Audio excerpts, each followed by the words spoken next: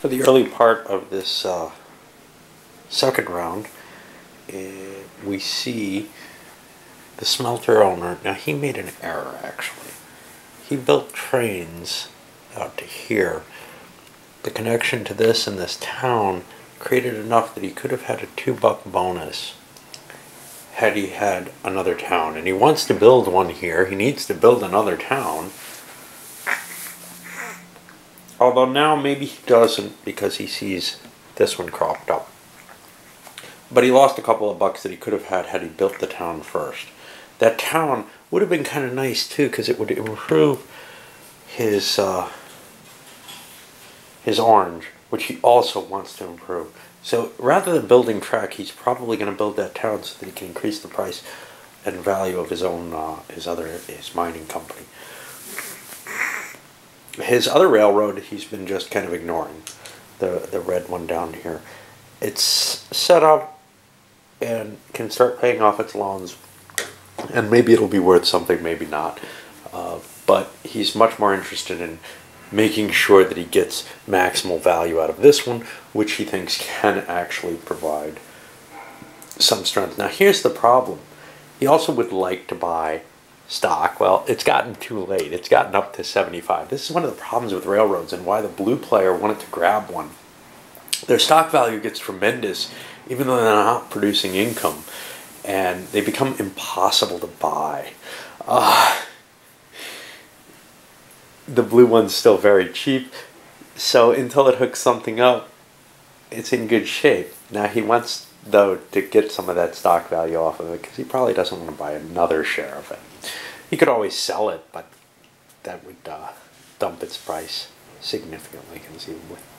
It goes down $10 when you sell it, and you might not get the full value. Of course, you probably won't get anywhere near the full value, but here's the thing. This bidding starts at half the value, and half the value of one of these, when you bought it at this, is worth a lot. Now, you can't do that with the President's Certificate, but you could do that with this one, and then both players make some money. You make quick cash if you need it, and the other player is able to grab a stock that's much, much more valuable than its price and would never be able to touch otherwise. Of course, he might also be able to then steal it at the high price with the third share. So it might not be a wise idea to give up that extra certificate.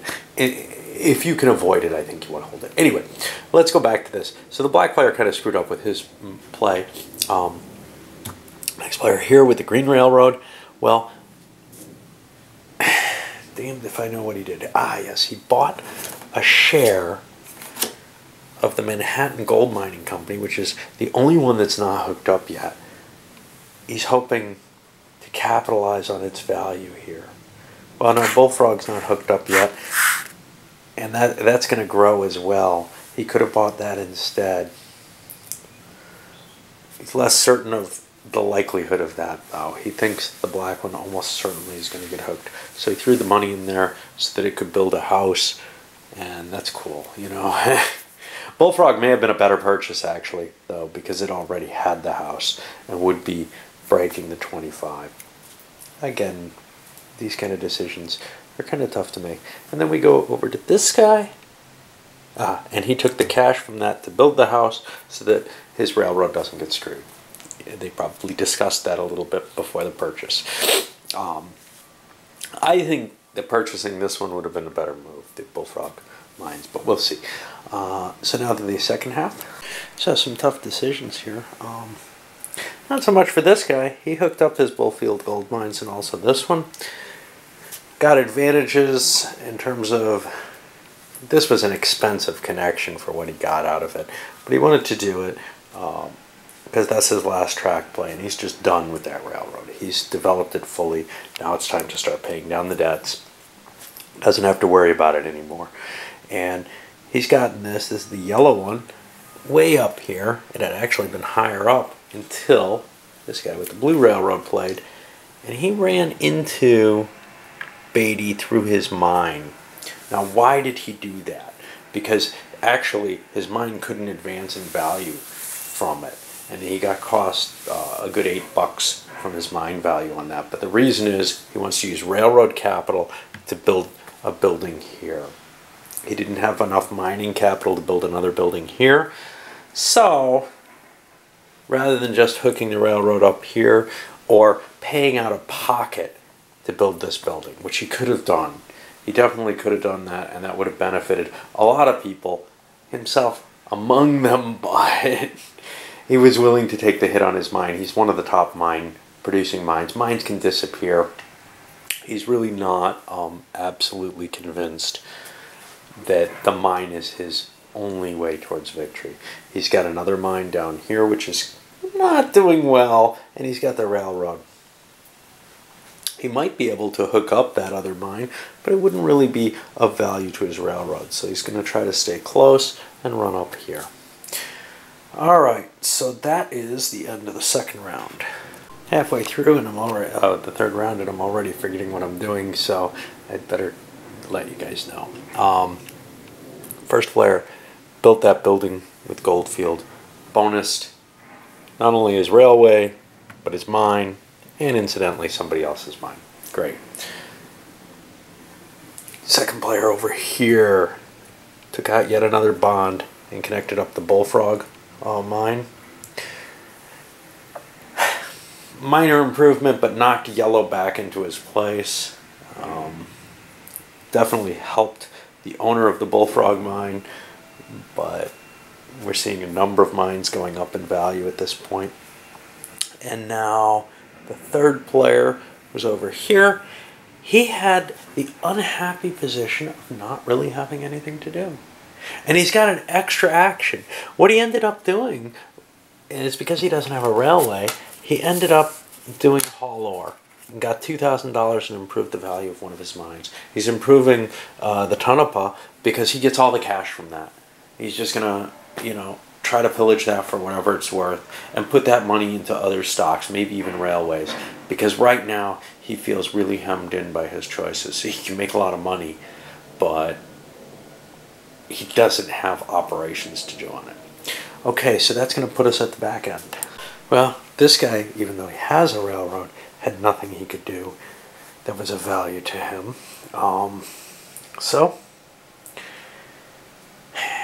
He can build a house because Bullfrog is going to eventually need one perhaps, but instead of that, what he chose to do was the same. The hauling ore took a couple bucks, boosted Bullfrog's value, and then we go over to the last player who did have something to do. He had a lot of somethings he could choose to do. He built a house over here so that his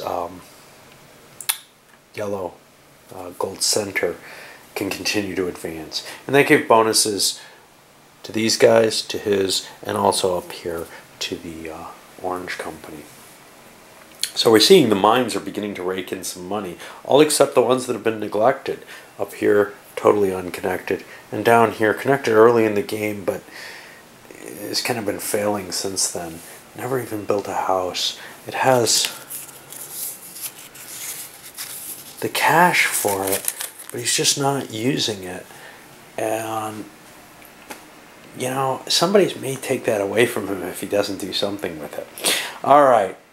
Well, actually, I'm not sure he has the cash for it.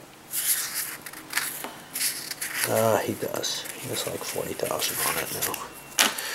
So, now we go to whatever the end of turn stuff is, which sadly doesn't appear to be on the player aid sheet.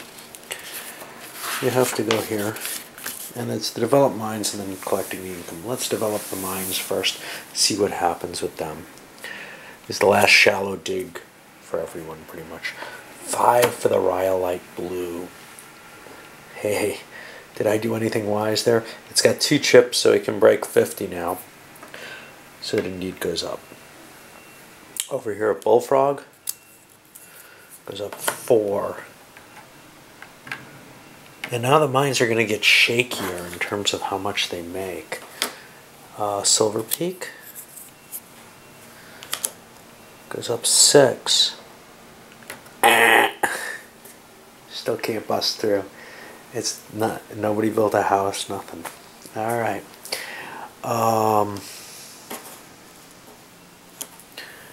Over here to Gold Center. Makes 9. That's a big jump. This is the yellow one. 5. Manhattan back there makes 2. This is the gray one. He has a house now, so he can go forward.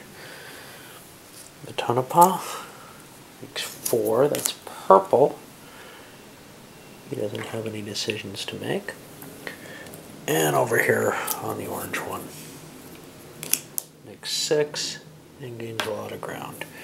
And we're seeing that the stock values on the mines is pretty consistent as long as you get them hooked up and treat them somewhat reasonably. And the only ones that haven't, the one that hasn't been hooked up and the one that hasn't gotten a house, you know, completely ignored properties, they're not progressing as well.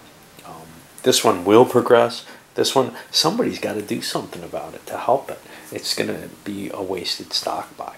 Pretty soon we're on the deep digs, which means these have special effects on them where the amount of tiles can change when you draw. You can either get additional tiles or lose tiles, which is what's going to make the mines possible to collapse ahead of time. It still makes it a random factor, right? It's not just, oh, you know, we all go down at 3. And this is what worried me would really destabilize the game. I don't think it's the case, though. I think there's enough other factors in it that can be a nice little luck element, but really not much more than the amount that you get boosted when you draw is, which doesn't bother me at all. All right, I'm going to go to the kind of bookkeeping side of things, and I'll come back. Okay, so after the payouts, we're seeing some big money being made, especially, well, by the mines. When they paid out their dividends, things like 40, 50 bucks a share. A lot of money coming into people's hands now, enough that they can buy some of the middle range shares with the income that they get off of one of their certificates, if it's a good one. Of course, some of the certificates aren't going to make as much, but the income values have gone up high enough. Now, here's the thing, though. The income values of the railroads are kind of dropping because they're never paying out dividends. They're not giving you cash, and their stock value is dumping. So we're seeing the mines actually passing some of the, well, they're passing the yellow railroad. They're not up quite yet to the black and the green, but I think by the time that black and green maybe pay off, they may well be. Now we see one railroad, the Blue Railroad, which got a late start, so it doesn't have a lot of bonds, but it's mostly paid off. It paid off a big $100,000 bond because it was able to connect up to so much. So even late starting railroads have a certain advantage. Of course, it got tanked in the stock because it isn't paying dividends and it isn't connected and it's got no income, you know, so it's kind of hurt there. But I think we're going to see a lot more of these certificates start to get eaten up as people are looking for good investment opportunities as opposed to making certain that they can control the connections that they need, build the house that they need at a given time. Everything's more or less set. The only company that's really been ignored completely is the Silver Peak Associated, which I honestly thought was the premier company. It was picked first because it's sitting here between a couple of railroads in a fairly accessible location. But it turns out, if you don't own those railroads, there's a lot more around you and you might not get serviced. And especially if you don't build a house, which is what we saw here.